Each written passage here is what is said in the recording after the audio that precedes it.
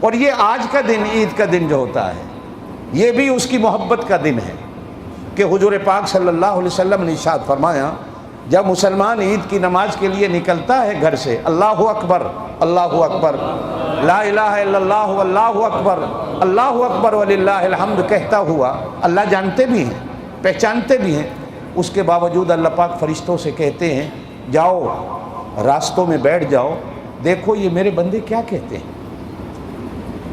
تو عیدگاہ کی طرف جانے والے بندوں کے راستے میں فرشتے کھڑے ہو جاتے ہیں، گھر کے دروازے سے لے کر مسجد کے دروازے تک سنتے ہیں یہ بندہ کیا کہتا جا رہا ہے۔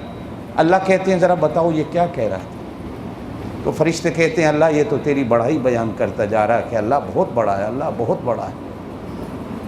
تو اللہ پاک فرشتوں کی بات سن کر کہتے ہیں ہاں میں بہت بڑا ہوں، میں بہت بڑا ہوں، جس طرح میرا بندہ کہہ رہا ہے حقیقت میں اسی طرح بڑا ہوں۔ ہاں جاؤ میرے بندوں کو خوشخبری دے دو کہ تم عید کی نماز پڑھ کے نکلو گے تو میں تمہیں ایسا کر دوں گا جیسے ماں کے پیٹوں سے نکل کے آ جائے، اس لیے کہ آج تم نے میری بڑائی کا اس طرح اقرار کیا۔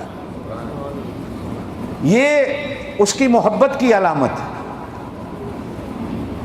محبوب کے گناہوں کو معاف کر دینا یہ محبت کی سب سے بڑی نشانی ہوتی ہے۔ اور ہمیں صرف اتنا ہی کہا گیا کہ عید والے دن کم از کم اس محبوب کی بڑائی کا اقرار کر لو، کہہ لو وہ بڑا ہے، تمہارے کہنے کی دیر ہے اللہ تمہیں بھی بڑا کر دے گا۔ ہم تھوڑے کمزور ہیں، آپ میں سے کچھ ایسے ہوں گے جن کو عین الیقین ہوگا کہ ہے اللہ، اور پھر کچھ میرے جیسے اور کمزور ہیں، وہ ہیں علم الیقین، سنا ہوا اللہ ہے، ہم نے سنا ہے عید کا دن ہے۔